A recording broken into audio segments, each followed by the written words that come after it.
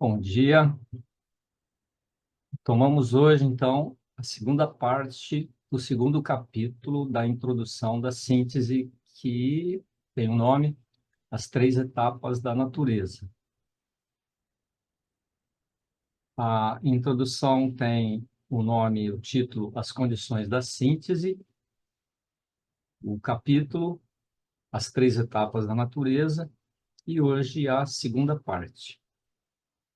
Como a gente tem feito, nós vamos começar com uma música de uns 2 minutos, 2 minutos e meio, para a gente acalmar um pouco e se preparar para ouvir o que o Shri Aurobindo tem para nos trazer hoje.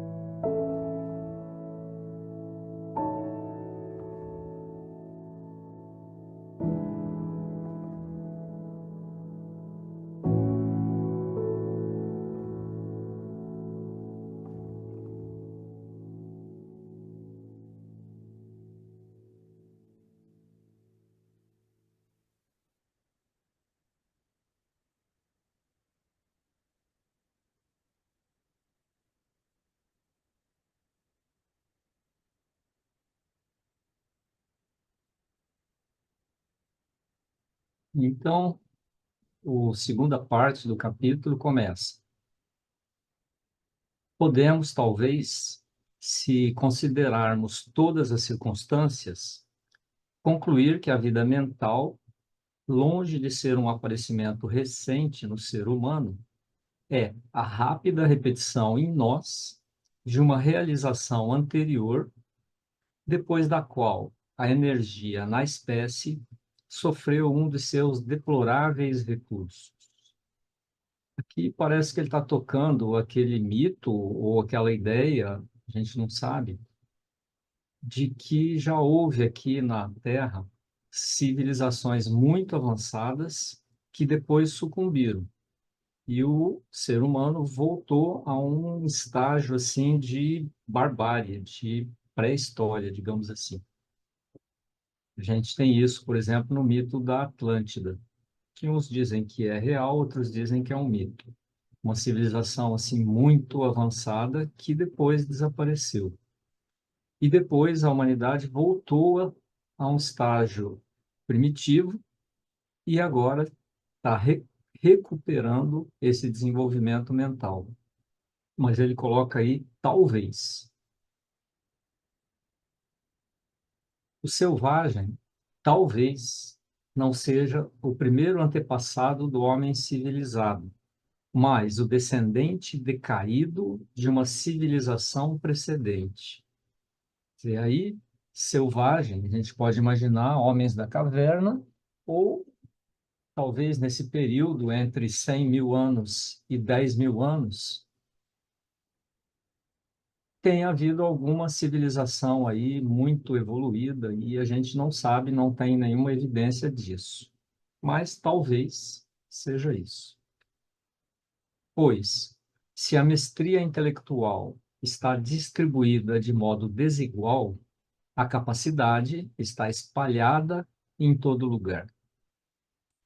A mestria intelectual, digamos, na época que ele escreveu isso, a Europa era assim o ápice do desenvolvimento intelectual da humanidade.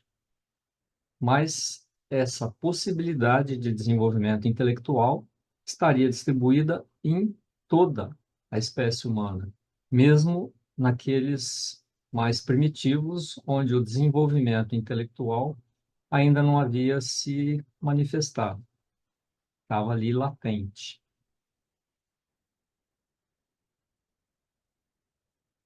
Foi observado, em certos casos individuais, que, mesmo o tipo racial, considerado como mais baixo, o habitante da África Central, apenas saído da barbárie milenar, era capaz, sem mistura de sangue e sem esperar pelas futuras gerações, da cultura intelectual do dominador europeu, se não ainda seus feitos intelectuais.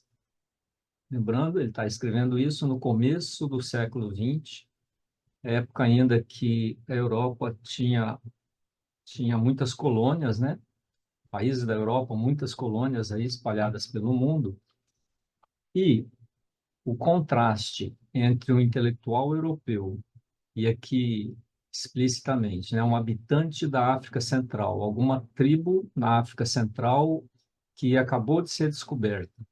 Quer dizer, não tem o desenvolvimento intelectual do europeu, mas com a chegada do europeu ali, alguns desses habitantes conseguiam um desenvolvimento intelectual similar ao do europeu. A gente tem aqui no Brasil exemplos assim muito expressivos, né, do povo indígena com alguns elementos assim tão desenvolvidos como o mais desenvolvido dos não indígenas. Isso sem mistura de sangue, sem miscigenação e sem esperar pelas futuras gerações. Quer dizer, a geração que recebeu ou foi dominada pelo europeu e depois de algumas gerações surgem nesse povo dominado pessoas com intelecto do mesmo nível, desenvolvimento intelectual do mesmo nível, quer dizer, o potencial estava presente ali, só não estava desenvolvido. Como se explica isso? Mesmo na massa, se as circunstâncias forem favoráveis, os humanos parecem necessitar apenas de algumas gerações para percorrer um caminho que, aparentemente, deveria medir-se em milênios. De novo aqui, o exemplo de um povo colonizado, um povo, digamos assim, primitivo, que foi colonizado por algum país europeu. É uma discrepância, assim, muito grande em termos de desenvolvimento intelectual. Mas, mesmo na massa, mesmo o grupo todo, depois de algumas gerações, começa a se equiparar ao desenvolvimento intelectual do europeu. O que, em termos de evolução, se não houvesse esse potencial de desenvolvimento rápido nesse povo dominado, isso deveria demorar milênios para acontecer um desenvolvimento desse. E não é o que ocorre. Em algumas gerações, a, essa manifestação de desenvolvimento intelectual está praticamente equiparada, como se já houvesse sido preparado antes.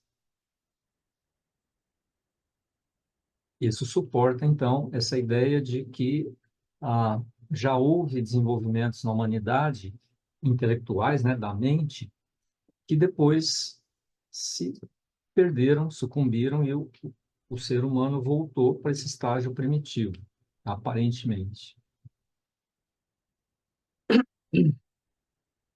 Então, quer o ser humano, por seu privilégio de ser mental, está isento do peso completo das leis vagarosas da evolução, quer já representa um alto nível de aptidão material para as atividades da vida intelectual e tem sempre o poder de manifestá-las se as condições forem favoráveis e a atmosfera for estimulante.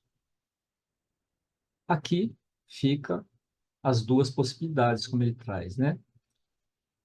A espécie humana já tem um mental desenvolvido, latente, e para que esse potencial se manifeste, isso não precisa de muito tempo para acontecer. Ou seja, é diferente, por exemplo, de um macaco, um símio, que dificilmente em uma geração, dificilmente ou impossível em duas, três gerações alcançar o nível de desenvolvimento intelectual do ser humano. Consegue ter uma integração, um desenvolvimento, um aprendizado, né, mental. A gente tem histórias aí de animais em geral que, com o convívio humano, começam a ter um comportamento além daquele esperado para um animal que não tem o convívio humano. Isso é muito evidente em cachorro e gato, mas também em macacos. Agora, a outra possibilidade é isso já ter sido desenvolvido e, se as condições forem favoráveis e a atmosfera for estimulante, isso aflora com uma facilidade muito grande, em termos de desenvolvimento intelectual, em termos da vida intelectual, do plano mental. Não é a incapacidade mental que cria o selvagem, mas o isolamento. Ou porque, por muito tempo, ele rejeitou a ocasião e afastou-se do impulso que poderia despertá-lo. É a diferença entre um, entre aspas, né, civilizado e um, entre aspas, selvagem, é que esse, entre aspas, selvagem não teve oportunidade desse desenvolvimento intelectual, pelo próprio modo de vida que ele escolheu, mas essencialmente não há diferença nenhuma entre o civilizado e o não civilizado. Simplesmente a oportunidade de despertar esses potenciais. A barbárie é um sono intermediário, não uma obscuridade original. Quer dizer, o ser humano, mas primitivo, como a gente chama, na verdade ele não é primitivo. Ele simplesmente não teve oportunidade de desenvolver o intelecto como o ser que vive na civilização. E isso traz lá no início essa hipótese que na evolução da espécie humana, essa, essas potencialidades mentais já foram desenvolvidas e depois foram como que esquecidas, mas elas já têm um desenvolvimento pronto. É só uma questão de oportunidade e ambiente favorável para que isso se manifeste novamente.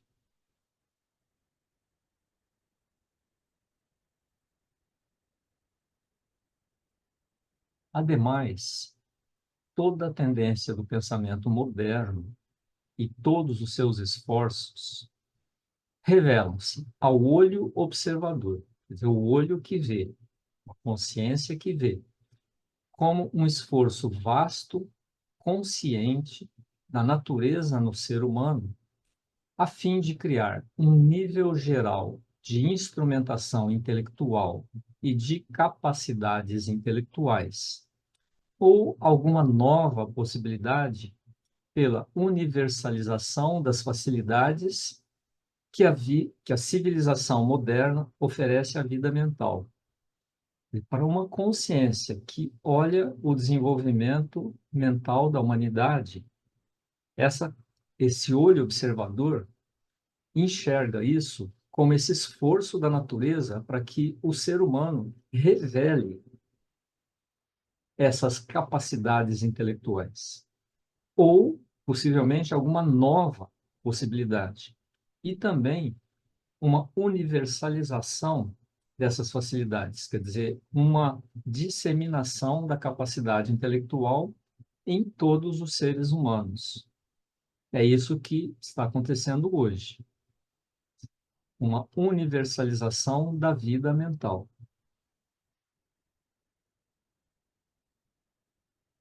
Mesmo a absorção do intelecto europeu, protagonista dessa tendência. Lembrando que ele está escrevendo isso lá entre 1910 e 1920. Protagonista dessa tendência pela natureza material e as exterioridades da existência são uma parte necessária desse esforço. Então, aqui, parece que ele está constatando que mesmo o europeu colonizando vários povos aí pelo mundo todo, é uma parte necessária desse esforço, porque o europeu está levando o desenvolvimento intelectual para povos, entre aspas, primitivos, e mesmo na Índia. O inglês chegou na Índia e levou para a Índia esse progresso intelectual. O que antes eram tribos, né, reinados ou condados, não sei, e levou esse progresso intelectual, quer dizer, foi uma parte necessária desse esforço da natureza de ampliar, universalizar todo esse desenvolvimento intelectual que o europeu já havia adquirido.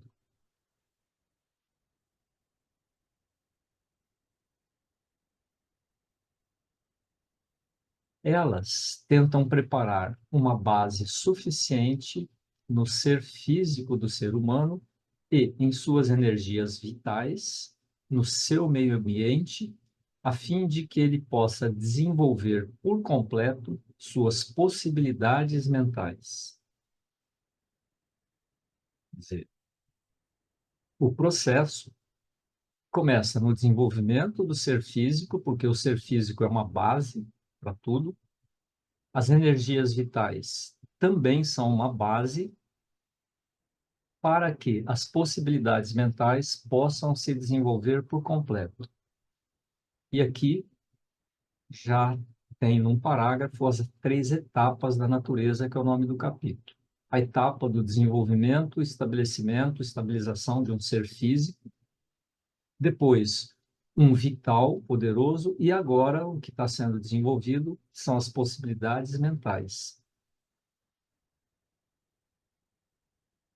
Pela difusão da educação, pelo desenvolvimento dos povos menos evoluídos, no sentido de intelectual, mental intelectual, pelo melhoramento das classes desfavorecidas, pela multiplicação das máquinas para economizar a mão de obra, pela busca de condições sociais e econômicas ideais, pelos esforços da ciência para melhorar a saúde, prolongar a vida e criar um físico sadio em uma humanidade civilizada, o sentido e a direção desse vasto movimento se traduz em sinais facilmente inteligíveis.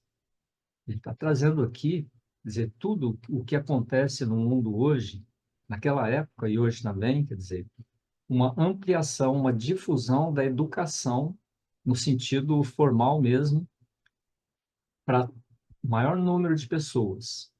Desenvolvimento dos povos menos evoluídos, aqueles povos que a gente considera mais primitivos no sentido intelectual. A globalização, né, tanto falada, hoje favorece isso. O melhoramento das classes desfavorecidas, aqui em todos os sentidos. Sentido econômico, no sentido de educação, multiplicação das máquinas para economizar mão de obra. A revolução industrial, revolução tecnológica, economizando o trabalho braçal. Busca de condições sociais, econômicas e ideais. É a busca que todos os governos, em princípio, deveriam pelo menos buscar, né? Condições sociais, econômicas ideais para toda a população. A ciência buscando melhorar a saúde, prolongar a vida e criar um ser físico sadio em uma humanidade civilizada. Olhando isso da perspectiva que Sri Aurobindo está trazendo, tudo isso é simplesmente para preparar essa base suficiente no ser humano para que o desenvolvimento mental possa acontecer de uma forma mais ampla, mais plena. Se você lembrar do Ser das Cavernas, ele, no início, estava preocupado simplesmente em conseguir o almoço dele, conseguir a comida para sobreviver. Em algum momento em que isso já estava como que estabelecido, garantido, ele começa a pensar em outras coisas. E aí começa o desenvolvimento mental e intelectual. Estabelecida uma base física suficiente, vem o desenvolvimento mental. Uma pessoa com fome, que passa fome, dificilmente vai se dedicar ao desenvolvimento intelectual, embora isso aconteça, exista, mas não é o caso geral, não é o caso da massa, não é o caso da população em geral. Uma população que passa fome não vai se dedicar ao desenvolvimento filosófico e intelectual, porque precisa se preocupar primeiro em matar a fome, em estabelecer uma base física sólida para que o próximo nível possa começar a se ampliar, a se desenvolver.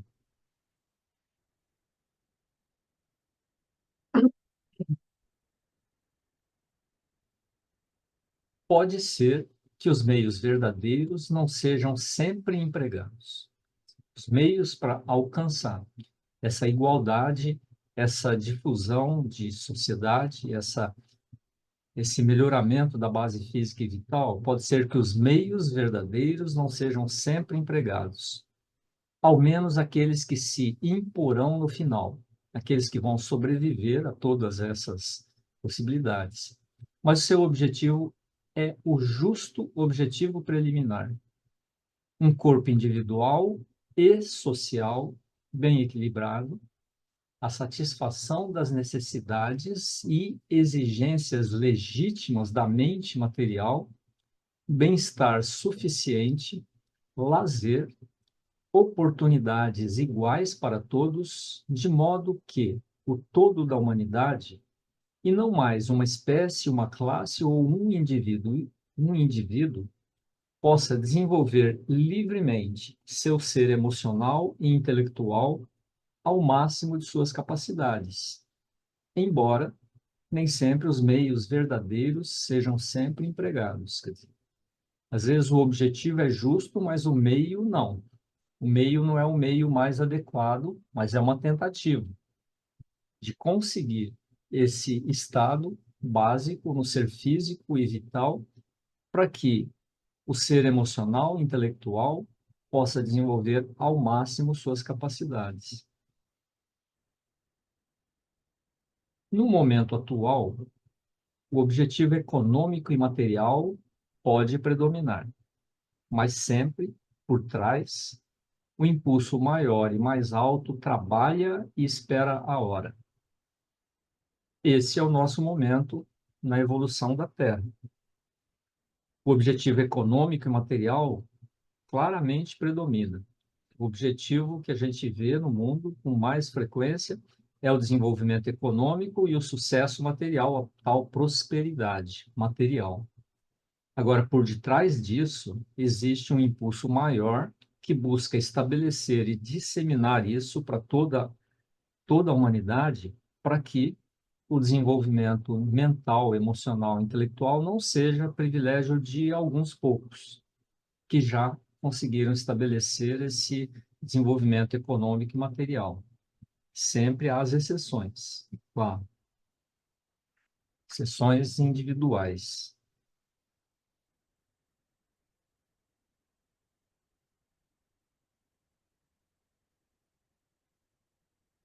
Mas, quando essas condições preliminares forem satisfeitas, quando a grande tarefa tiver encontrado sua base, qual será a natureza dessa possibilidade nova à qual as atividades da vida intelectual deverão servir?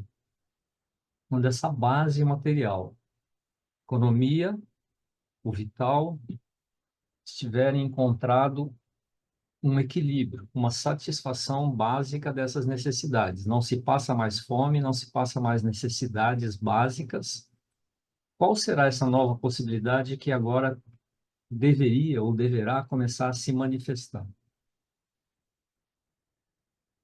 Se, de fato, a mente for o termo mais alto da natureza, então o desenvolvimento completo do intelecto racional e imaginativo e a satisfação harmoniosa das emoções e sensibilidades serão, em si, suficientes. Se não houver nada além da mente, quer dizer, o último passo do desenvolvimento da natureza for a mente, quando esse estado, então, de equilíbrio, de satisfação do intelecto racional, da imaginação, das emoções, das sensibilidades, tiver sido alcançado, então isso seria suficiente e não há mais nada a alcançar. Esse é um parágrafo daqueles, como a mãe falou em alguma leitura atrás, há pouco tempo, se você retira um parágrafo do contexto em Shri Aurobindo, parece que ele está falando o contrário. Parece que ele está falando aqui que, então, a mente é o termo mais alto da natureza, então desenvolveu isso, está tudo pronto. Mas ele tem um si de fato.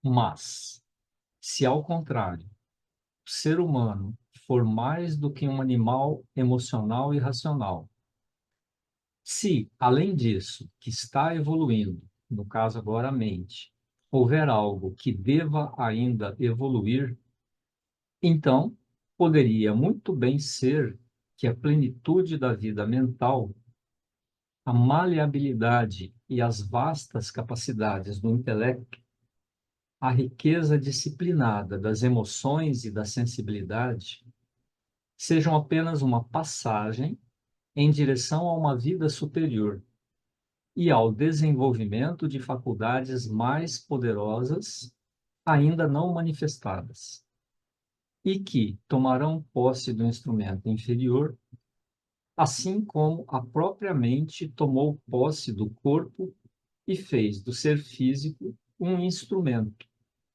que não vive mais apenas para sua própria satisfação, mas provê a base e os materiais para uma atividade superior. É um parágrafo longo, né? Uma frase longa, não é nem um parágrafo, uma frase muito longa que tem muito conteúdo nela, muito significado.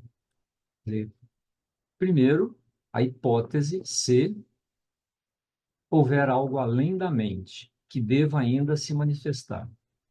Quer dizer, então, a humanidade alcançar a plenitude dessa vida mental, alcançar todas as vastas capacidades do intelecto, a riqueza, e aqui ele coloca a palavra disciplinada, riqueza disciplinada das emoções e sensibilidades, não uma riqueza caótica de emoções, uma sensibilidade caótica, sem rumo, sem noção, mas uma riqueza disciplinada das emoções e da sensibilidade, seriam o ápice do desenvolvimento humano na Terra, mas se houver algo além disso, o desenvolvimento pleno do intelecto, das emoções e da sensibilidade é apenas uma passagem em direção ao algo maior, ao desenvolvimento de faculdades mais poderosas que ainda não surgiram no ser humano. E essas faculdades ainda mais poderosas vão tomar posse do instrumento inferior, da mente, vital e corpo.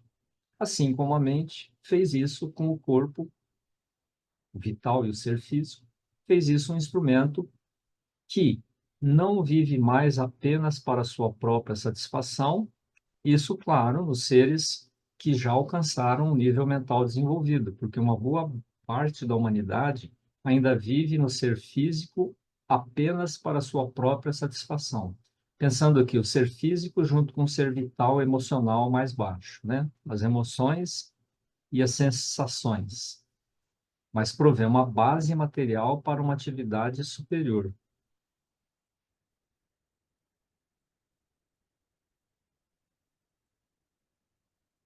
Toda a filosofia indiana baseia-se na afirmação de que há uma vida mais elevada que a vida mental. Adquirir e organizar essa vida superior é o objetivo verdadeiro dos métodos de yoga. E vai agora na base do pensamento indiano. Pensamento, filosofia indiana, Vedas, Vedanta, Upanishad, etc. Toda essa filosofia se baseia na percepção, na afirmação de que há algo além da vida mental. A vida mental não é o final da evolução do ser humano. E que adquirir e organizar essa vida superior aqui na Terra é o objetivo verdadeiro de todos os métodos de yoga.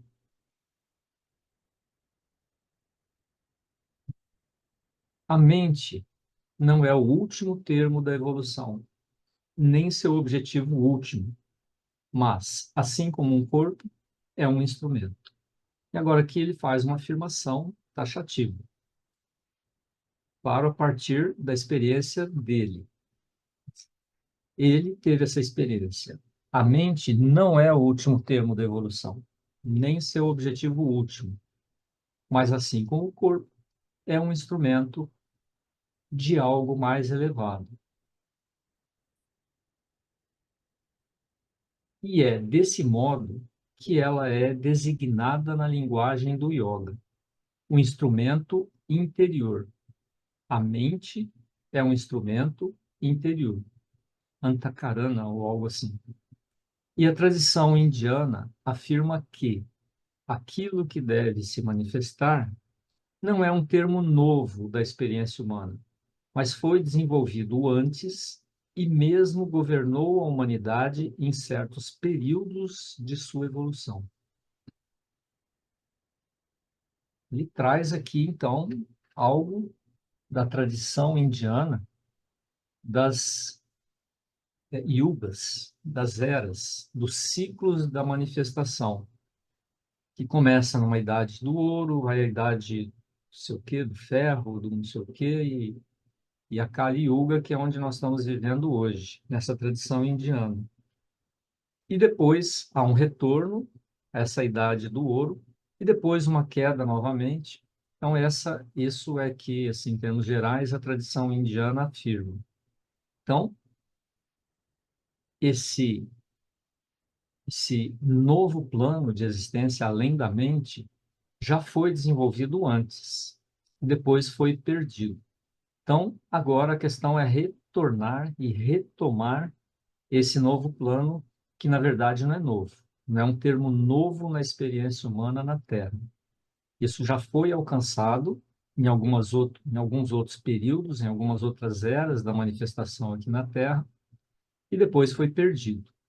Isso é o que a tradição indiana afirma. Aquilo que deve se manifestar não é um termo novo da experiência humana, mas foi desenvolvido antes e mesmo governou a humanidade em certos períodos de sua evolução.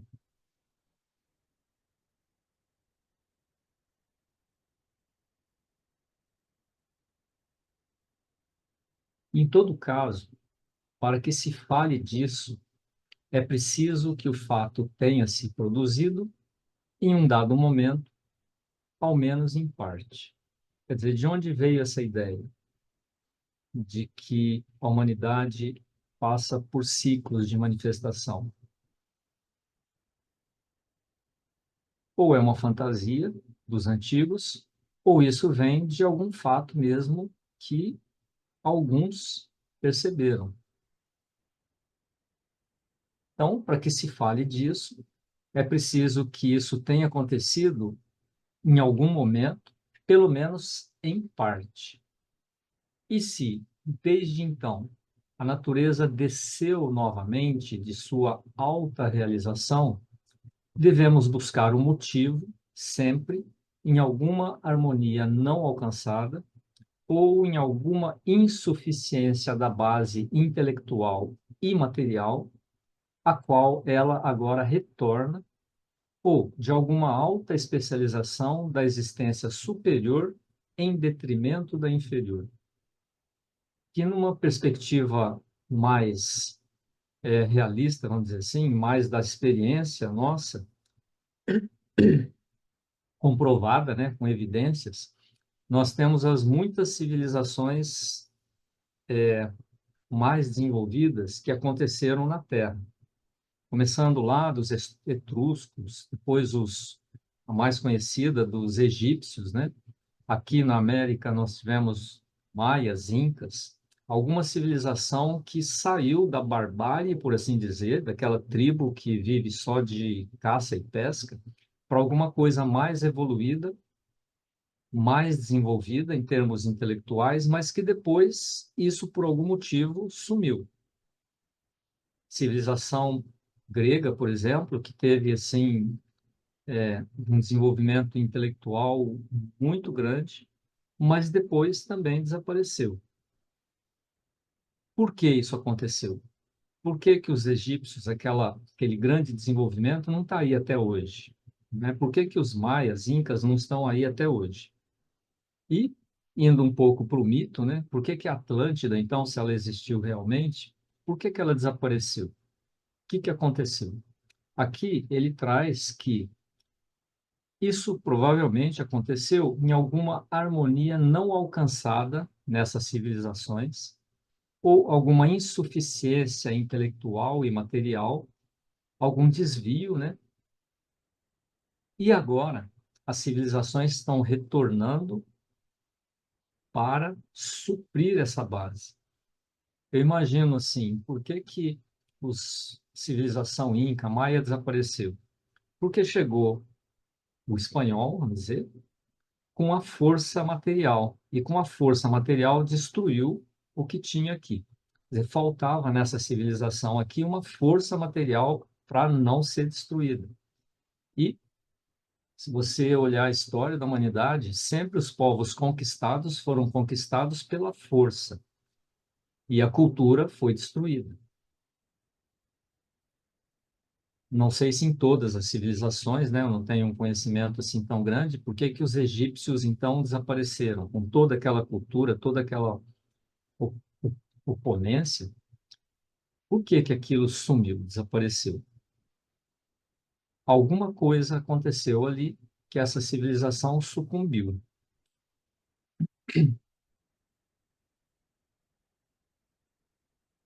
Aqui ele traz então que houve algum autodesenvolvimento, uma alta especialização em detrimento na existência superior, em detrimento da inferior. Alguma coisa foi deixada de lado nesse desenvolvimento.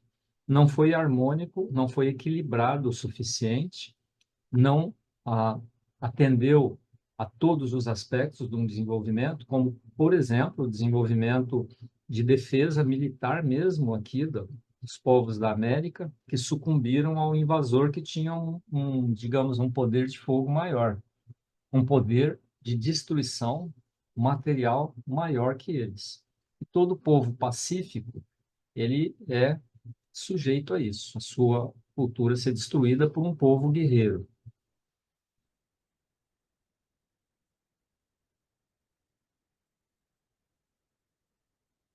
Mas então, em que consiste essa existência superior ou existência suprema para a qual tende nossa evolução?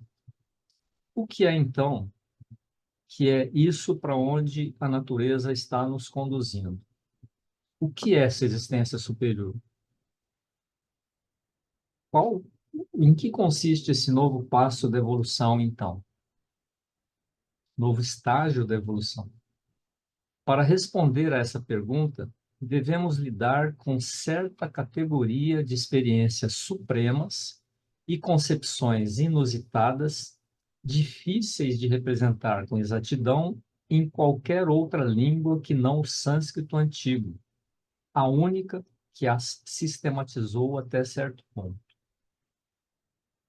Quer dizer, você falar de experiências desse tipo, traduzir isso em palavras, é muito difícil, pelo menos com exatidão, e traz uma certa confusão, uma certa um, um, misinterpretation, uma certa interpretação equivocada quando o termo ele não é muito preciso. E aqui ele traz que o sânscrito antigo consegue trazer essa experiência para o papel, escrever, registrar essa experiência com uma precisão um pouco maior. Esse é a origem de todos os problemas da tradução, né? Quando você vai traduzir alguma coisa para uma outra língua e as palavras que você usa na outra língua têm muitos significados. Na língua original, ela tem uma série de significados. Se você não sabe o significado correto, você pode traduzir com um significado que não é correto. E esse é o problema de todas as traduções de todos os textos antigos. Nós não sabemos exatamente o que significa aquela palavra naquele momento em que ela foi escrita. E se é traduzida assim, sem muito critério, isso traz aqui para nós um significado diferente. Segundo Sri Aurobindo, eu não conheço o sânscrito antigo é uma língua onde você consegue registrar isso com maior precisão. E no caso específico de Sri Aurobindo, ele estudou as escrituras antigas no sânscrito original e trouxe para nós em inglês. E aí a tradução do inglês para o português ou para qualquer outra língua é algo assim muito mais direto do que do sânscrito antigo para quem não conhece o sânscrito antigo. Daí todas as divergências nas traduções ou nas interpretações desses textos antigos. Mas mesmo assim, você traduzir essas experiências supremas em palavras já é um risco, como ele alerta em vários pontos da síntese ou de outras obras dele. Você precisa de ter uma aproximação em experiência para poder entender realmente o que significa essa experiência mais alta, esse novo plano de existência além da mente que nós não temos ainda. Na língua inglesa, os únicos termos aproximativos têm outras associações, e servir-se deles podem levar a inexatidões numerosas e menos graves. E mesmo graves, não menos graves. Esse é o problema. É um problema das traduções, as muitas traduções da Gita que nós temos, as muitas traduções dos Vedas, mesmo de quem foi diretamente no original em sânscrito. E aí vem a dificuldade da gente ler Shri Aurobindo, porque ele é muito preciso. Mas mesmo assim, existe esse risco do entendimento equivocado, mesmo do que ele escreveu. Daí a necessidade de uma aproximação em experiência para que você saiba realmente do que é que ele está falando aqui. Então, feito esse alerta, né, ele vai continuar.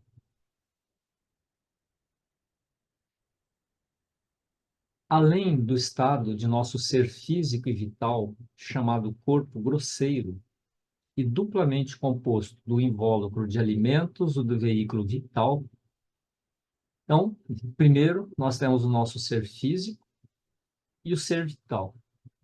corpo grosseiro. Invólucro de alimentos é o corpo físico, material, células. Veículo vital é a energia vital que anima esse corpo de alimentos. Então, isso é chamado corpo grosseiro na linguagem do yoga. Além do estado de nosso ser mental, chamado corpo sutil, e composto simplesmente do invólucro mental ou veículo mental, que a gente lembra, na tradição indiana, é dividido em quatro aspectos, né? Chitta, Buddhi, Ahankara, ou Ahankara, e Manas. Não nessa ordem, né? Chitta, Manas, Buddhi e Ahankara, ou Ahankara. Então, esse seria o corpo sutil, corpo mental, nosso ser mental, nosso invólucro mental, nosso veículo mental. A terminologia do yoga reconhece um terceiro estado, supremo e divino, e são as três etapas da natureza. Estabeleceu o ser físico, o ser de alimentos, o ser vital, começou a desenvolver o ser mental, o corpo sutil, desenvolveu o ser mental, estabeleceu o ser mental no seu mais alto nível, e agora vem um terceiro estado supremo e divino, dos quais nós não temos uma experiência assim muito clara. O ser supramental, chamado corpo causal e composto de um quarto e quinto veículos, que são descritos como aqueles de conhecimento e beatitude. Então, corpo causal é o corpo de gnose, de conhecimento e de beatitude, que ele chama aqui de ser supramental, quer dizer, além da mente, acima, além e transcende a mente, e que vai tomar conta da mente como a mente tomou conta do corpo. Esse corpo causal, que é o veículo de conhecimento e de beatitude.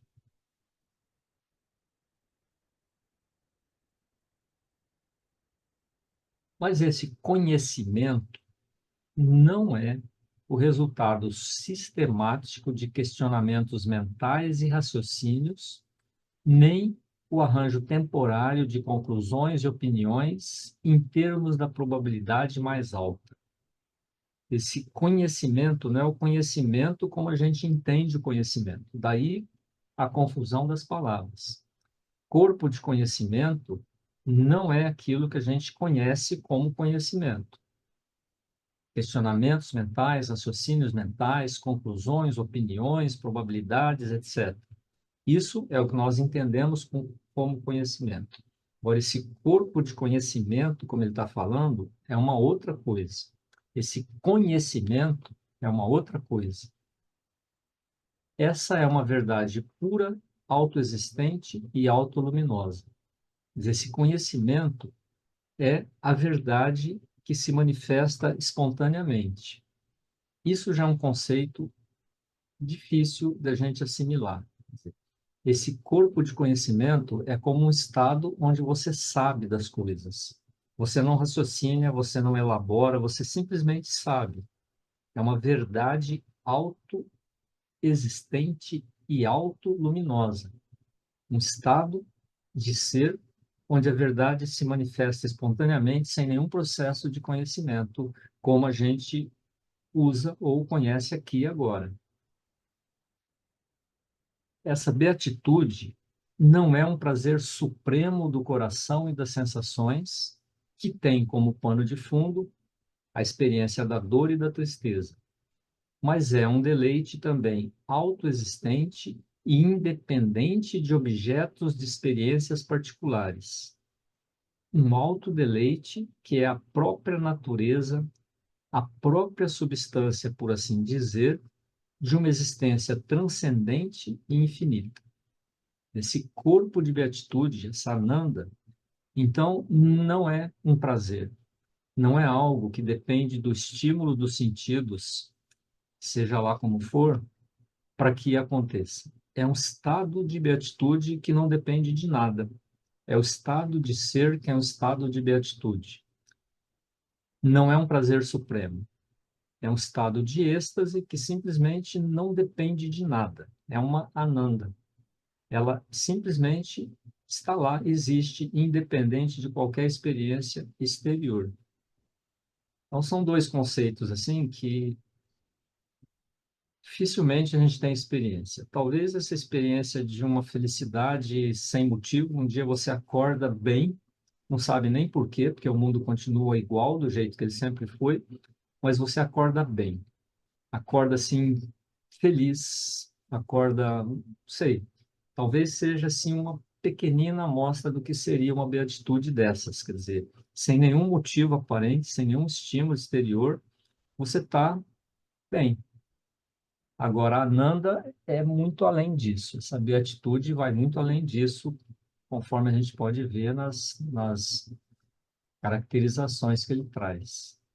Então, esse seria o corpo causal, um corpo de uma verdade pura, autoexistente e luminosa, e uma beatitude também que não depende de nada, nenhuma experiência, nada, nenhum impacto exterior, nada dos sentidos. Ela simplesmente existe.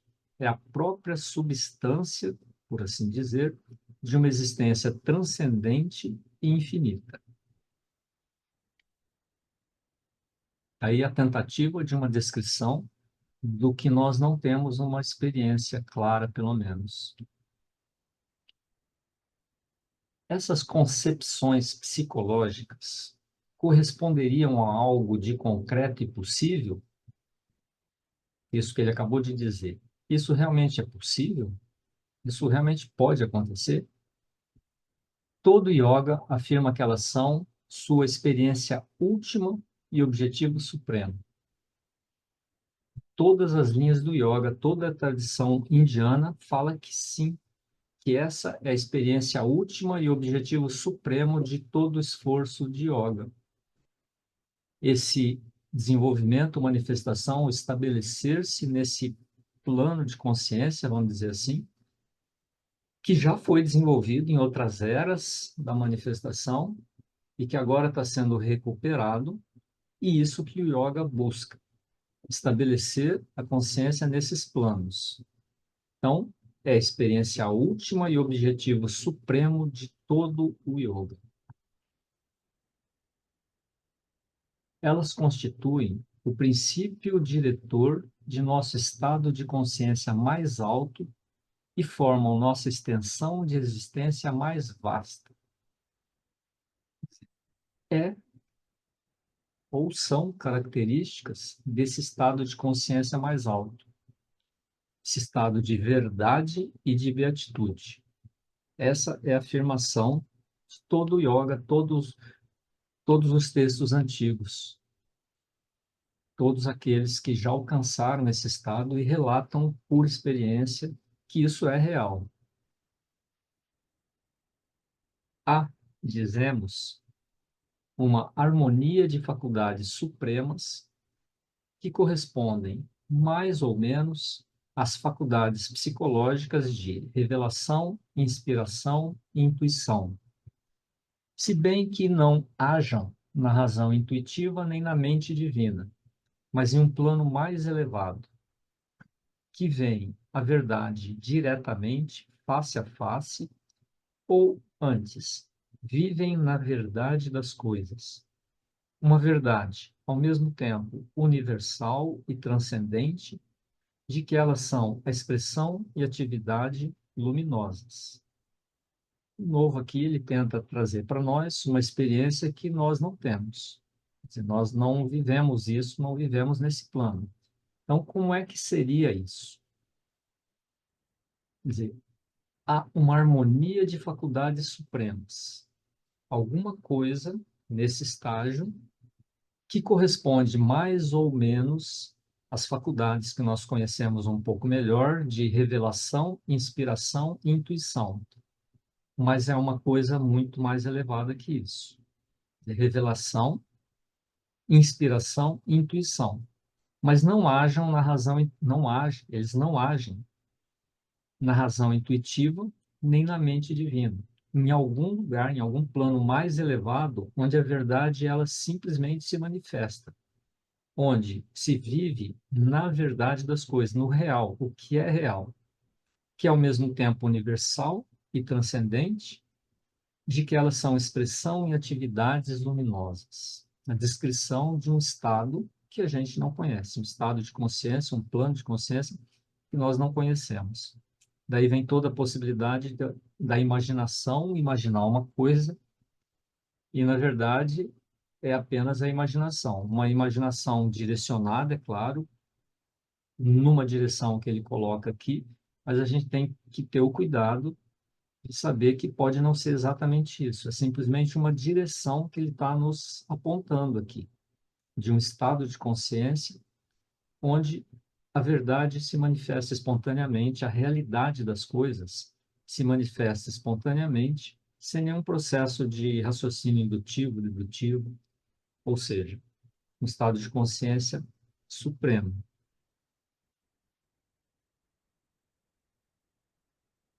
Essas faculdades são a luz de uma existência consciente que toma o lugar da existência egoística, uma existência ao mesmo tempo cósmica e transcendente, cuja natureza é a beatitude.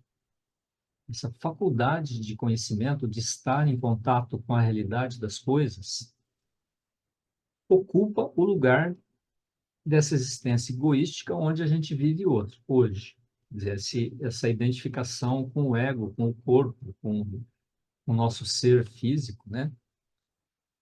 Essa existência transcendente é, ao mesmo tempo, cósmica e transcendente.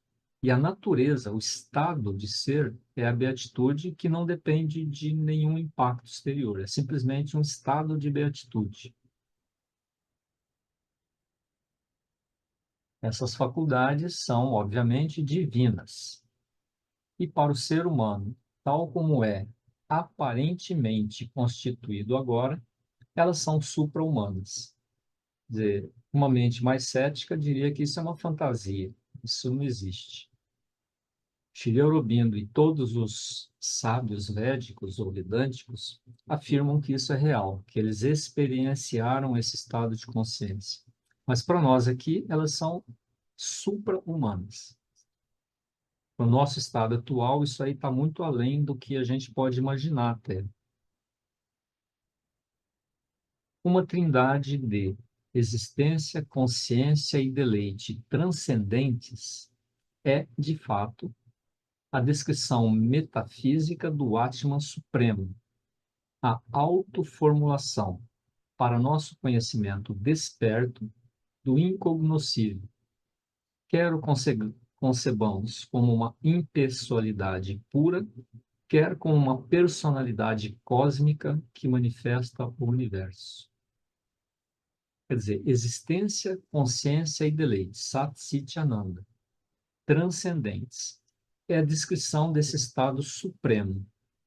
É uma tentativa de formular aqui, em palavras, em conceitos, esse incognoscível, esse aquilo, esse aquilo dos sábios antigos.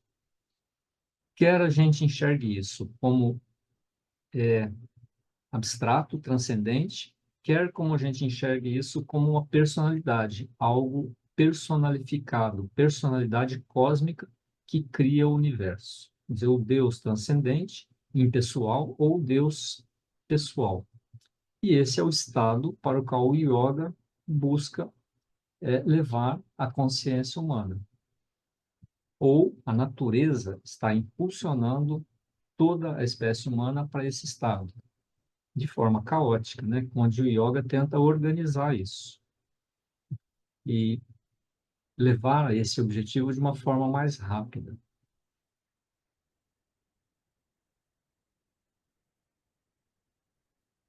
Mas, no yoga, esses três termos são vistos também em seus aspectos psicológicos como estados de uma existência subjetiva para a qual nossa consciência desperta é agora estrangeira, mas que existe em nós em um plano supraconsciente e para a qual, portanto, podemos sempre ascender. Quer dizer, esses termos da existência, esses estados superiores, nós não conhecemos. A nossa consciência aqui, por mais desperta que ela esteja, é uma coisa estrangeira, uma coisa que a gente não tem a experiência. Mas isso já existe em algum plano supraconsciente. E nós estamos, pelo yoga, buscando ascender a esses planos. Isso é possível, é o que ele nos diz aqui. Pois, como seu nome indica, o corpo causal, karana, eu não sei pronunciar em sânscrito, por oposição aos outros dois que são instrumentos. Karana, imagino, porque um tem um acento no primeiro A, o outro não tem um acento, é a mesma palavra.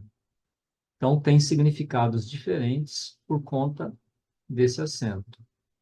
Pois, como seu nome indica, o corpo causal, por oposição aos dois outros que são instrumentos, essa manifestação suprema é também a fonte e o poder realizador de tudo aquilo que a precedeu na evolução atual.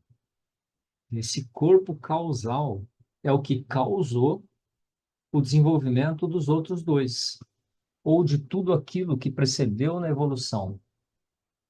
É a fonte e o poder realizador de tudo aquilo que a precedeu na evolução. Esse karana, esse corpo causal, que já existe em algum lugar de uma consciência, de algum plano supraconsciente, além da consciência. Aqui, eu acho que vale lembrar que na visão de Sri Aurobindo, existe o subconsciente, o inconsciente, que vai para o obscuro. Mas existe também um supraconsciente, que não está nem no sub nem no inconsciente, mas está acima. E é luminoso, só que nossa consciência não consegue acessar nem o supraconsciente, nem o inconsciente. Em alguns momentos, o subconsciente pode aflorar. Agora, o supraconsciente é onde estão esses planos mais altos, mais luminosos. Nossas atividades mentais são, de fato, um derivado, uma seleção. Enquanto estiverem separadas da verdade, que é secretamente sua fonte, serão uma deformação do conhecimento divino. Tudo que a gente tem hoje são nossas atividades mentais. Quer dizer, o plano mais alto desenvolvido no ser humano é a mente. Agora, essas atividades mentais são um, uma parte, uma seleção dessa fonte secreta do conhecimento divino. E, como tal, são uma deformação, não são o conhecimento verdadeiro final, mas é algo assim separado da verdade que secretamente é sua fonte. É algo derivado desse conhecimento que está no corpo causal. E, dessa forma, são uma deformação do conhecimento divino. Nossas sensações e emoções têm a mesma relação com a beatitude. Nossas forças e ações vitais têm a mesma relação com o aspecto de vontade ou de força que a consciência divina assume, e nosso ser físico tem a mesma relação com a essência pura dessa beatitude, dessa consciência.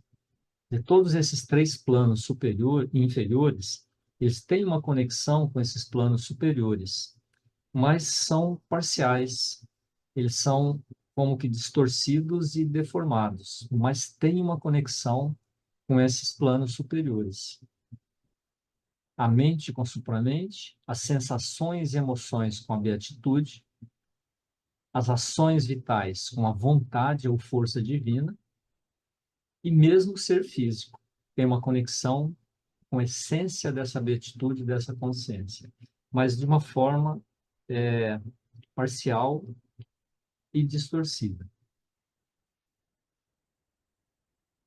A evolução que observamos e da qual somos o cume terrestre, pode ser considerada, em certo sentido, como uma manifestação inversa pela qual os poderes supremos, em sua unidade e diversidade, utilizam, desenvolvem e aperfeiçoam a substância e as atividades imperfeitas da matéria, vida e da mente, os modos inferiores.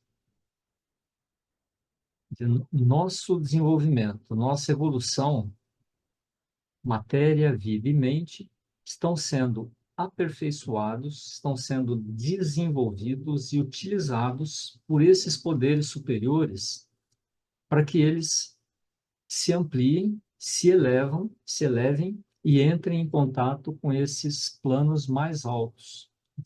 Isso é a evolução. A evolução que nós observamos, ela, em certo sentido, é uma manifestação onde esses poderes desenvolvem e aperfeiçoam essas atividades da matéria, da vida e da mente. Então, aqui também tem uma outra indicação de que a matéria, vida e mente, o aperfeiçoamento das ações, das atividades da matéria, da vida e da mente, são, assim, como que um processo de evolução.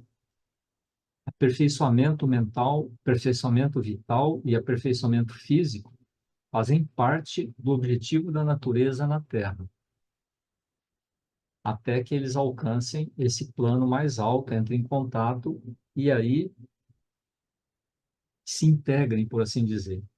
Como ele disse aqui há pouco, o plano superior toma conta do plano inferior e conduz o plano inferior. Como a mente hoje conduz o vital e o corpo nos seres mais desenvolvidos, né?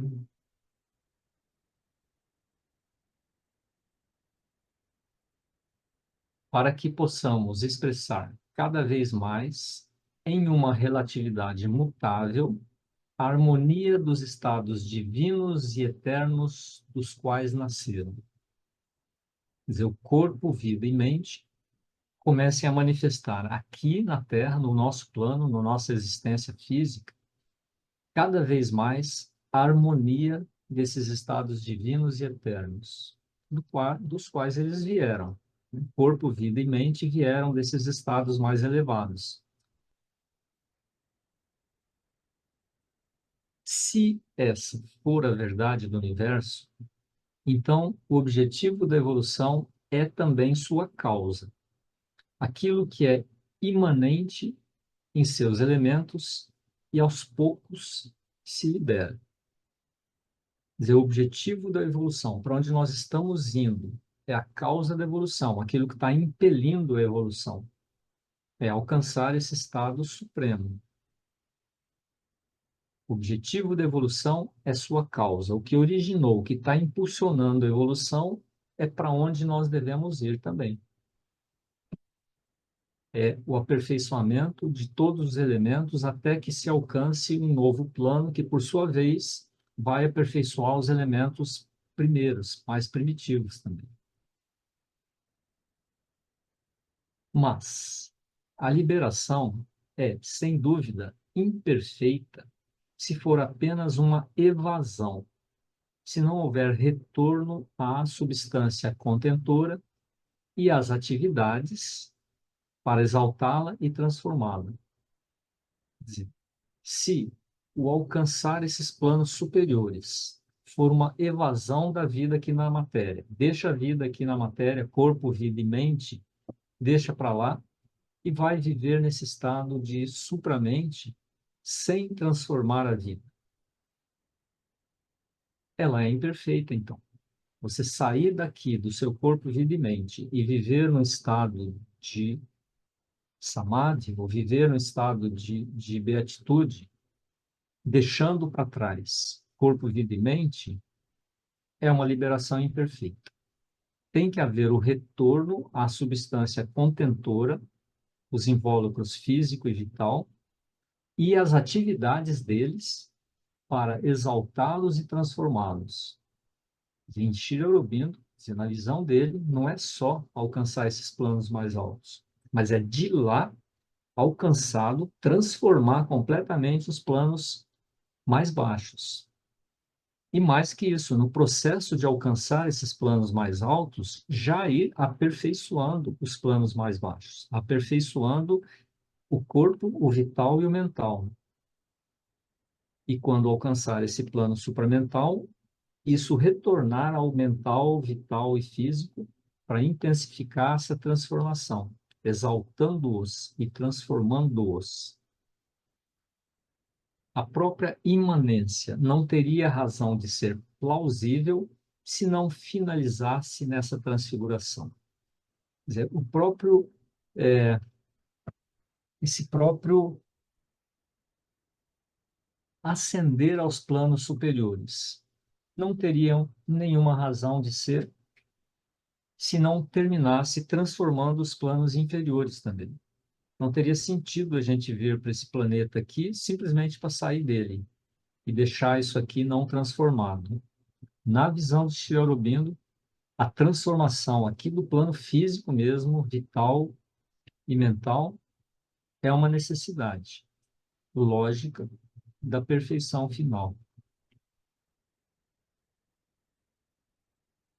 Mas, se a mente humana tornar-se capaz das glórias da luz divina, se as emoções e a sensibilidade puderem ser transformadas no molde da beatitude suprema e assumir sua medida e seu movimento, se o homem puder sentir que sua ação não apenas representa, mas é o movimento de uma força não egoística e divina, e se a substância física de nosso ser puder participar o suficiente da pureza da essência superna, unir suficientemente a plasticidade à constância durável para poder sustentar e prolongar essas experiências e atividades superiores, então o longo labor da natureza se concluirá em um coroamento que justificará seus esforços e suas evoluções revelarão seu significado profundo. Aqui ele está trazendo, então, a própria essência do yoga integral. Quer dizer, a mente tornar-se capaz das glórias da luz divina. As emoções se transformando no molde da beatitude. O próprio ser vital ser um movimento da força divina. E o próprio corpo físico participando disso, se tornando forte e plástico e constante para sustentar toda essa experiência superior, então isso será um coroamento, uma manifestação, uma vida divina na Terra, onde todos os planos são transformados e a evolução teria sua justificativa. E não simplesmente ascender a um plano superior e deixar o inferior aqui não transformado. Tão deslumbrante é a visão dessa existência suprema, mesmo se apenas um vislumbre, porque o que ele está trazendo para nós é um pequeno vislumbre de como seria essa existência suprema. E tão absorvente sua atração que, uma vez que foi vista, nos sentimos perfeitamente justificados em negligenciar tudo o mais para persegui-la. Quer dizer, esse estado de consciência supremo, uma vez que você teve um vislumbre disso, você larga tudo na vida para perseguir isso aí e alcançar esse estado supremo. E mesmo por um exagero inverso daquele que vê todas as coisas na mente e a vida mental como um ideal exclusivo, poderemos chegar a considerar a mente como uma deformação sem valor e um supremo obstáculo, a fonte de um universo ilusório, uma negação da verdade. E ela mesma deverá ser rejeitada e todas suas obras e seus resultados anulados, se quisermos a liberação final. Esse é um outro parágrafo, são duas frases que, se retiradas do contexto, parece que ele está afirmando o contrário do que ele vai afirmar. Quer dizer, um exagero inverso daquele que vê todas as coisas na mente, é tudo mental. A mente é uma ilusão. A mente, então, é uma deformação sem valor, porque a partir desses planos superiores, você percebe que a mente é um instrumento limitado, é uma deformação desse estado mais alto. É a fonte da ilusão do universo. Então, ela teria que ser rejeitada e todas as suas obras e resultados anulados se você quer a liberação final. Quer dizer, você deixar a mente de lado para conseguir essa liberação final. Quem conhece Sri Aurobindo sabe que ele está simplesmente colocando uma visão que não é a dele.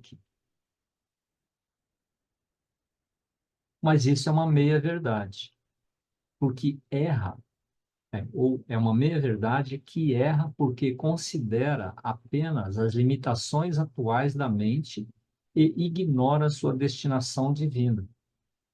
Dessa verdade de que a mente realmente é um instrumento da ilusão, que você olha para o mundo, você vê o mundo do jeito que a gente vê hoje, e isso é uma ilusão.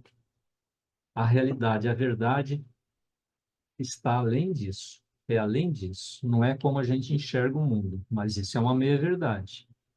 O conhecimento último é aquele que percebe e aceita Deus no universo, assim como além do universo. Quer dizer, esse divino, ele é o universo, mas é também algo além disso que existe. Esse é o conhecimento último. Não que o universo é uma ilusão, só existe o divino além do universo. O yoga integral é aquele que, ao encontrar o transcendente, pode retornar ao universo e possuí-lo, mantendo o poder de descer e ascender a grande escada da existência à vontade. Quer dizer, no yoga integral, o que se propõe não é só alcançar esse estado de consciência transcendente, essa união, esse estado de verdade, de beatitude, e deixar o universo físico aqui, material, esquecer dele como uma ilusão, mas é retornar a esse universo físico, material e possuí-lo, viver nele, claro que tendo essa visão transcendente, e poder ascender ou descer à vontade. Esses dois planos de existência. Pois, se a sabedoria eterna existe de fato, a faculdade da mente também deve ter algum uso e destino superiores. Ao alcançar a supramente, a mente não deve ser deixada de lado nem anulada. Ela deve ter algum uso superior a partir da supramente.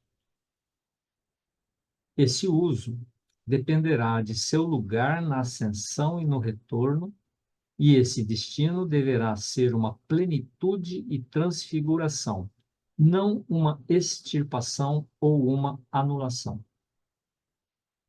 Alcançando, então, esses estágios mais altos, essa mente deve ter alguma função. Não deve ser anulada, não deve ser extirpada.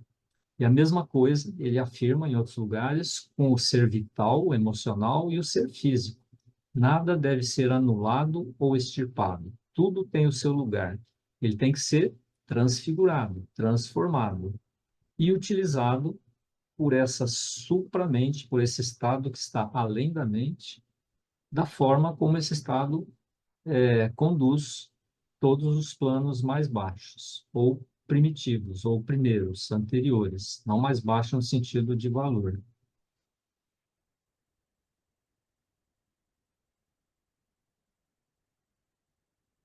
Percebemos, então, três etapas na natureza.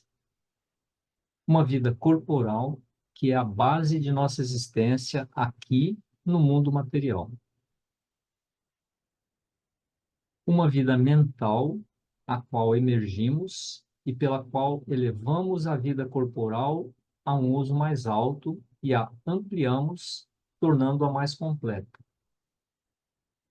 E uma existência divina que é, ao mesmo tempo, o objetivo das duas outras e retorna a elas para liberá-las e abri-las às suas próprias possibilidades mais elevadas. Ao considerar que nenhuma dessas etapas está fora de nosso alcance ou abaixo de nossa natureza, e nenhuma deverá ser destruída para alcançar a consecução final, admitimos que essa liberação e essa plenitude, ao menos fazem parte, e uma parte ampla e importante do yoga e seus objetivos. Reconhecendo, então, essas três etapas da natureza: corpo, mente e espírito, supramente. Corpo, mente e supramente. São as três etapas da natureza. No momento atual, na fase atual, a humanidade está ainda desenvolvendo e ampliando a mente. Alguns poucos indivíduos em busca desse algo acima da mente. Essas três etapas, nenhuma deve ser destruída para alcançar a consecução final.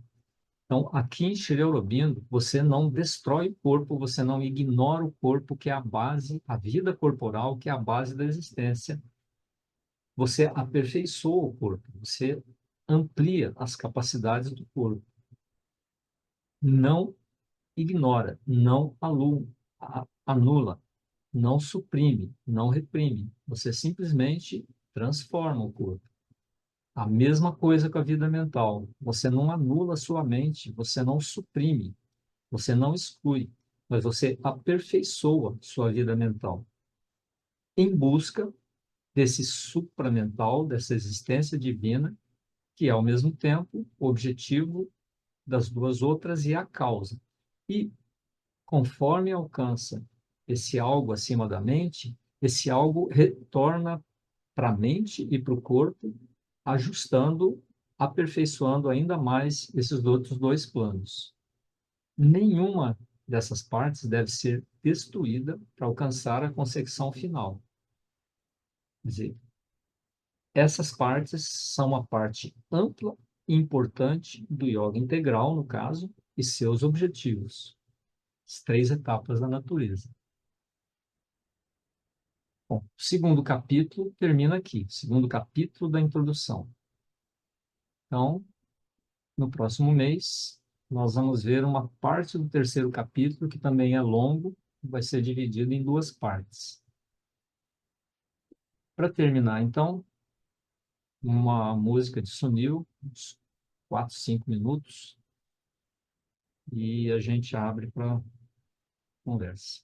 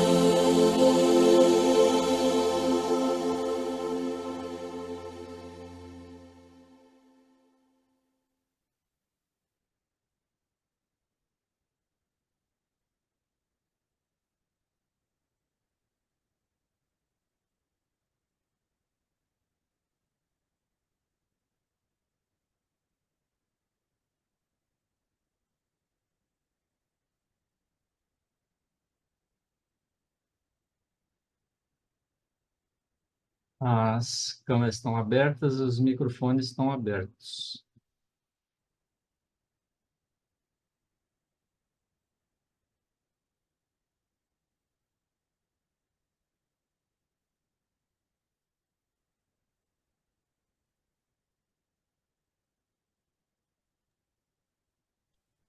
Henrique, bom dia. Bom dia a todas e todos. Em relação àquela afirmação que ouvimos no início, quando Aurobindo fala da potencialidade intelectual que está presente em toda a espécie humana, independente do desenvolvimento atual que essa potencialidade tenha, e aí ele menciona que, mesmo naquelas comunidades supostamente, entre aspas, primitivas, como o da África, esse potencial estaria presente da mesma forma como estaria nas supostamente mais desenvolvidas. Existe um dado que foi trazido por aquele pesquisador John Pierce, que escreveu o livro A Criança Mágica, que foi publicado lá nos anos 80. Nesse livro ele menciona uma pesquisa, enfim, comparativa que foi feita naquele período, do grau de desenvolvimento de crianças africanas e de crianças, possivelmente da Europa e Estados Unidos, numa mesma faixa etária, numa mesma faixa de aprendizado. E, na época, o estudo comparativo detectou mesmo um desenvolvimento maior nas crianças africanas, numa mesma época, de potencialidade, pelo menos, de aprendizado e tudo mais. E aí, no livro, ele especula sobre algumas possíveis razões para isso. E entre elas ele menciona o fato de que a criança na África ela já estaria ou naquelas comunidades que foram estudadas, pelo menos, né? Ela já estaria desde o início exposta a uma maior interação com o mundo, porque elas eram desde bem cedo as mães ou na atividade de pastoreio ou de agricultura, elas já levavam a criança consigo, desde uma idade bem tenra. Então ali a criança não estava não só em maior interação com o mundo, com o ambiente, com os estímulos do ambiente, mas ela estava, esse parece que é o motivo ao qual ele atribui uma importância maior, elas estavam colocadas em movimento constante. Não eram como as crianças ocidentais que ficavam até uma certa idade no berço. Não, elas estavam desde sempre expostas a um movimento constante, porque estavam constantemente no contato com o corpo da mãe, a mãe em movimento, as crianças estavam desde sempre em movimento. Então ele infere que isso teria também um impacto decisivo no desenvolvimento cerebral daquelas crianças. Acho que é só mesmo para confirmar esse dado que o Cherubino nos traz, né? Foi uma E, confirmação, digamos assim, experimental disso, né? e depois a criança permanece ali na tribo, vamos imaginar uma tribo que não teve contato com a civilização e não tem as oportunidades que o europeu teve de educação formal, digamos assim, né? Agora, interessante como ele já naquela época ele destrói esse conceito de que o povo primitivo é um povo que não tem capacidade, né? Sim, Ele traz naquela época essa visão que tem sim a capacidade, não teve a sim, oportunidade. E mesmo aqui na nossa sociedade, né? Essas pessoas mais desfavorecidas, não é que elas não têm a capacidade, elas não tiveram a oportunidade de desenvolver esse potencial. Claro, cada uma dentro das suas possibilidades. Isso aí é, né, é a variedade que a gente tem, mesmo em qualquer ambiente. Mas acaba com essa ideia que ele não tem capacidade dentro do nosso de um certo relativismo pode até ser verdade, mas dentro dessa visão mais geral isso é falso.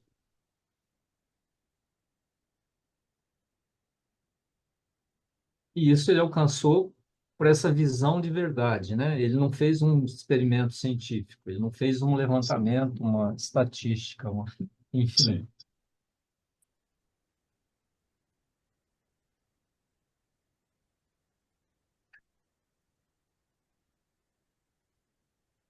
Seu som não está saindo, Yara.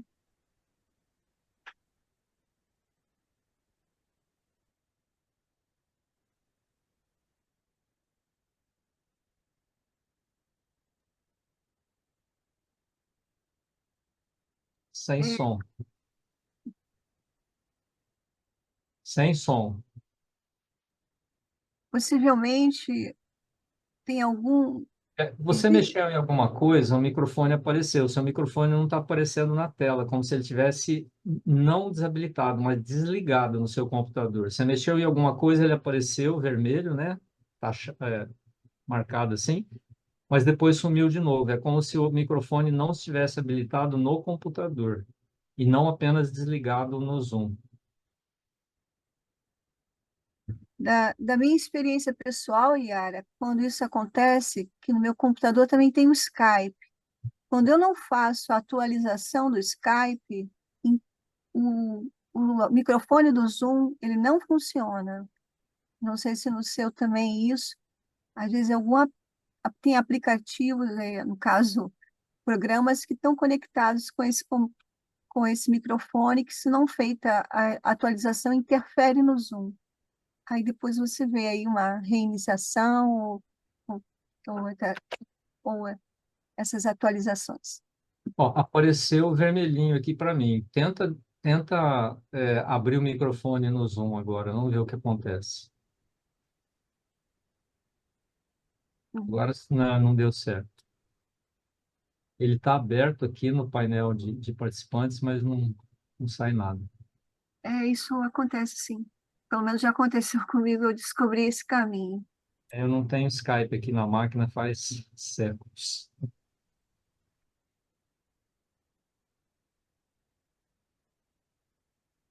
Ó, Escreva, Yara, é, escreva no chat.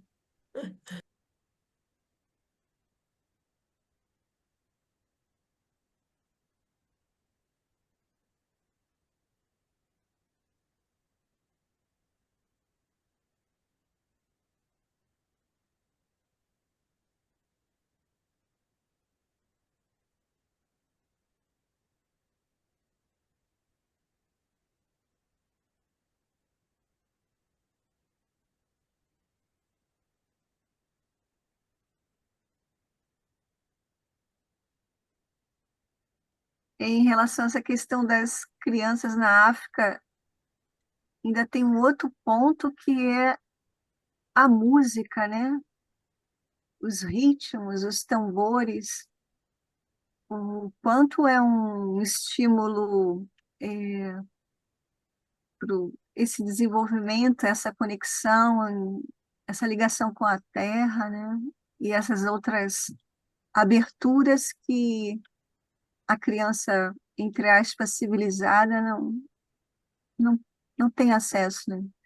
Agora, eu fico até menos preocupada, confesso, quando eu vejo as músicas que hoje em dia as crianças são submetidas, pelo menos aqui no Brasil, nos bairros mais populares, né? Esses, tanto o funk, o pagodão e por aí vai, né? Talvez essa percussão rítmica ajude em alguma coisa, né? Vamos rezar.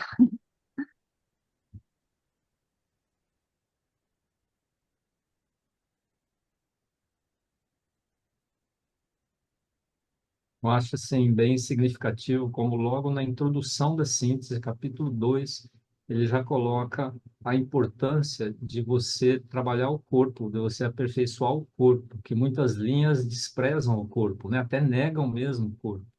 A importância de você aperfeiçoar, desenvolver e não abandonar o corpo. Isso logo na introdução, antes dele começar a tratar de qualquer coisa. Capítulo 2 da introdução.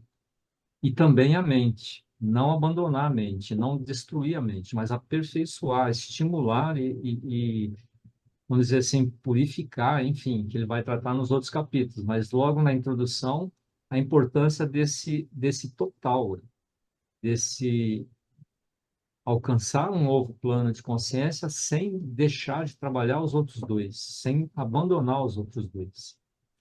E essa visão social dele, que aqui tem o pensamento social, mas aqui também, dessa verdade que está acontecendo no mundo, dessa importância da disseminação da segurança material, a segurança vital para que o mundo como um todo, né, todas as classes consigam desenvolver esse plano espiritual. Porque quem está com fome está preocupado com a comida, tem que conseguir comida. Com exceções, é óbvio, né? Não vai ter o tempo de buscar alguma coisa além disso. Claro que tem as exceções, sempre tem. Mas no global, assim, na massa, você precisa dar uma segurança material para que a pessoa consiga desenvolver o emocional e aí desenvolver o espiritual ou o supramental, né? Vamos chamar mais como Sri Aurobindo chama. E muitos meios equivocados de se conseguir isso. E que na evolução aqui do mundo isso vai se transformando até que, quem sabe, um dia chega numa forma equilibrada de conseguir isso. Acho que por enquanto não chegamos, né? Nenhuma.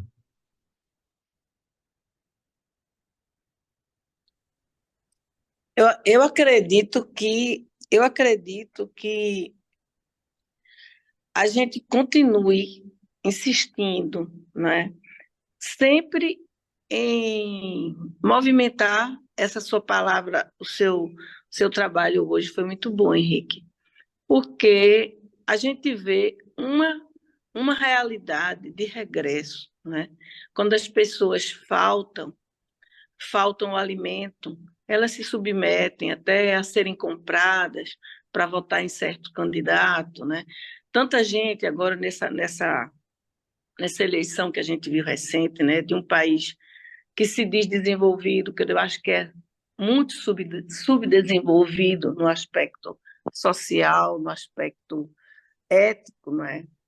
Então a gente percebeu que o quê? O que aconteceu? Muitas pessoas que necessitavam de comida, de alimento, né, se vendeu, né, vendeu o voto, não tenha nem dúvida ali, tá certo? Então, vamos distribuir dinheiro, soltem dinheiro, vão aonde as pessoas mais precisam, onde tem mais miséria, né, de imigrações clandestinas, pessoas vivendo como se fossem animais, sem férias, sem direito, escondida para não ir embora para uma miséria pior. Então, a gente vê em determinados lugares uma inversão muito grande, mas eu tenho muita fé.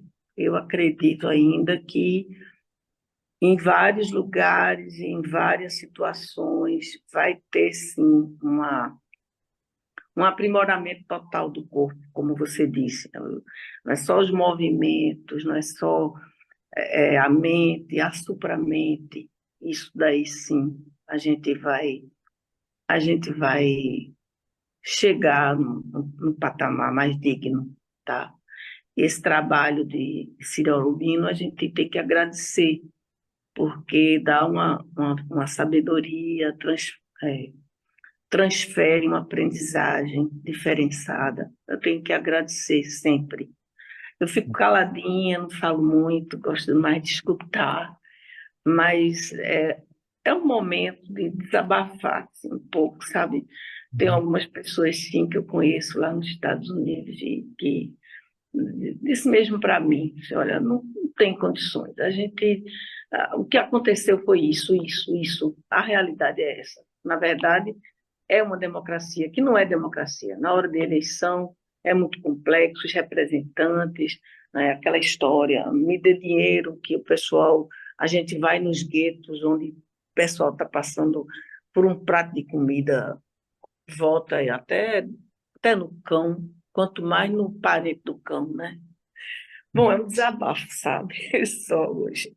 Muito obrigada, Henrique. Você me estimulou a falar hoje, sei Que lá, bom. desabafar.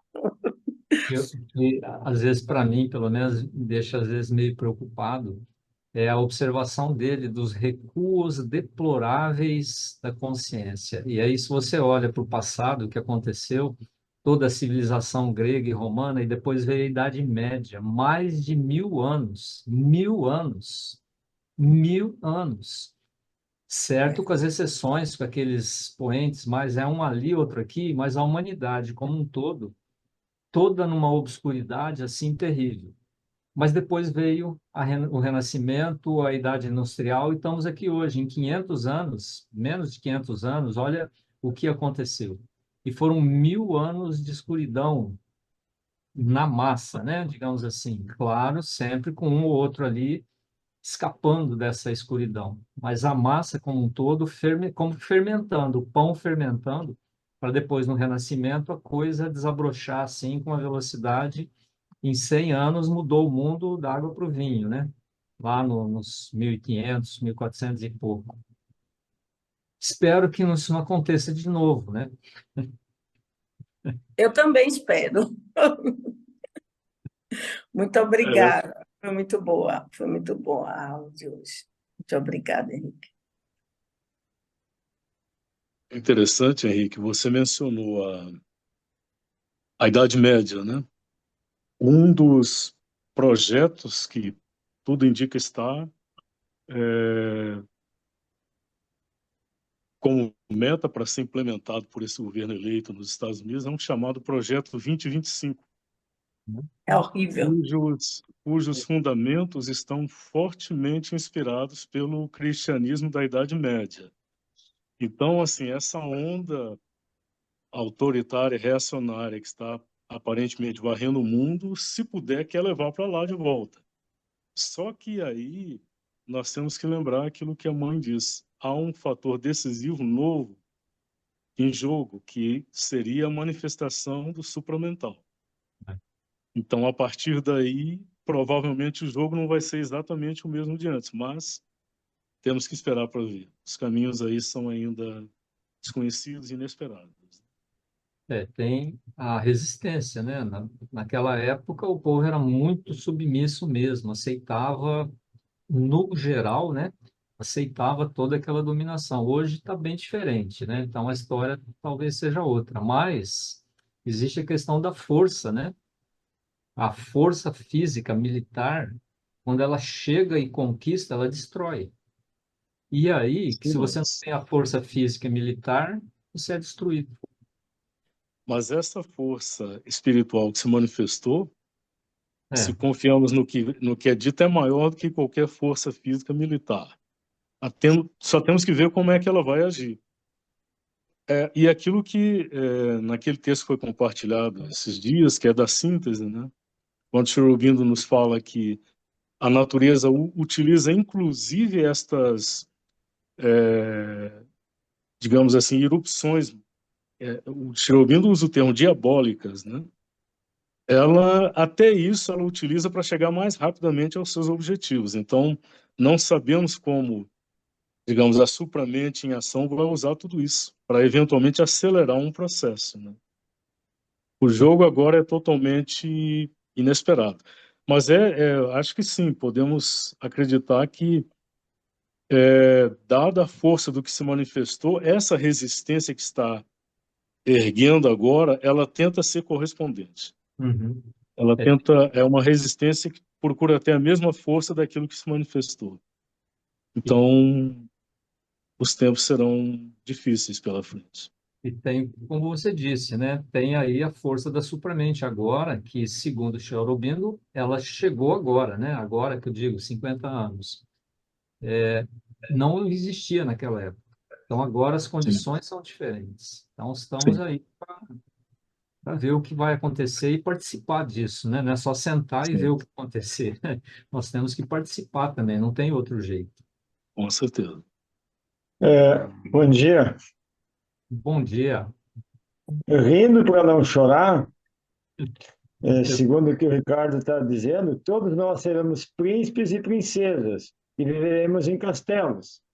Oi? Voltare... Todos nós seremos príncipes e princesas e voltaremos a viver em castelos, como na Idade Média. Ó, príncipe e Então, princesa, você está a questão otimista. é que cada um tem seu castelo e sua princesa, seu príncipe. Essa que é a discussão toda. Ou o Que tipo aldeão, de o castelo? trabalhador braçal lá que está mexendo na terra também, né? Essa é a ilusão que é vendida, que vamos ser príncipes e princesas, mas muito provavelmente vamos estar abaixo, talvez, do que eram os aldeões da época, né? Se É. isso prevalecer, né? Ah, Tomara um que detalhe é que Alguns, com certeza. Sim. Eles pensam em alguns, não em todos.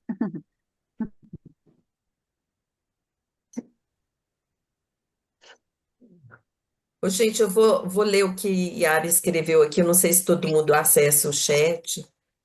A Yara fala assim: apenas lembrar a abertura natural à intuição dos originários, obscurecida pela chegada do domínio do intelecto dos conquistadores no século XVI. Ver a carta de Pero Vaz de Caminha. Eu teria que acrescentar que Shirei Aurobindo, mesmo na síntese, agora eu não lembro em que capítulo que é, em que ponto que é, ou numa carta sobre a síntese, ele fala exatamente isso, que a intuição dos povos antigos ela foi obscurecida pelo intelecto. Então, nós aqui que vivemos numa sociedade, numa civilização intelectual, nossa intuição ela está obstruída, por assim dizer. Enquanto que esses povos que não têm esse desenvolvimento intelectual, eles têm uma intuição mais livre, muito mais desenvolvida, aflorada, vamos dizer assim, vou chamar de desenvolvida, do que nós aqui que estamos nesse mundo mental, intelectual, racional. Isso ele cita em algum lugar da síntese, ele fala textualmente isso. Não textualmente, né, que eu estou interpretando, mas ele traz essa ideia.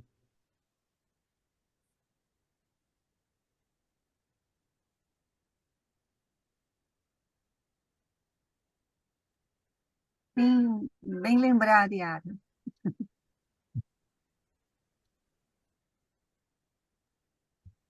Amigos, eu não sei se estou vendo que a gente está caminhando para o fim.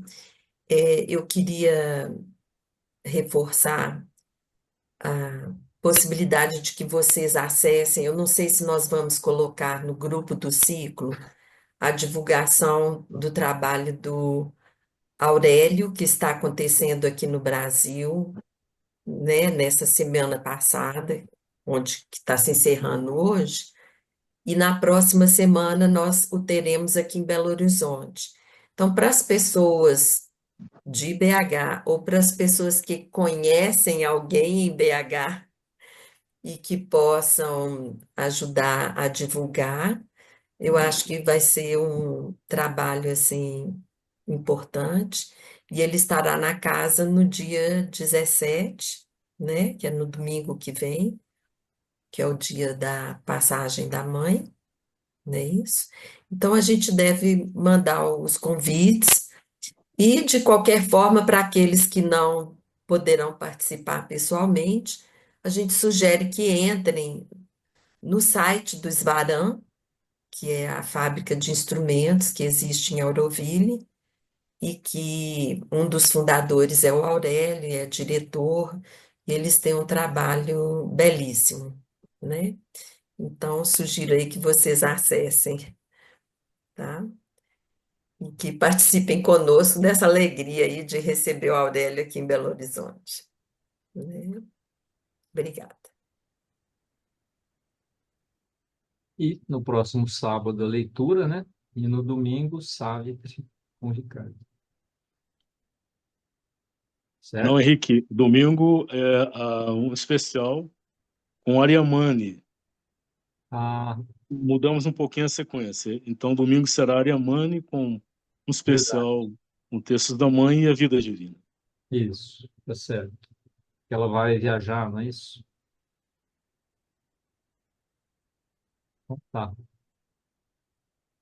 E lembrando que domingo que vem, a mãe, né? Dia especial também, a celebração pela passagem da mãe. Uhum.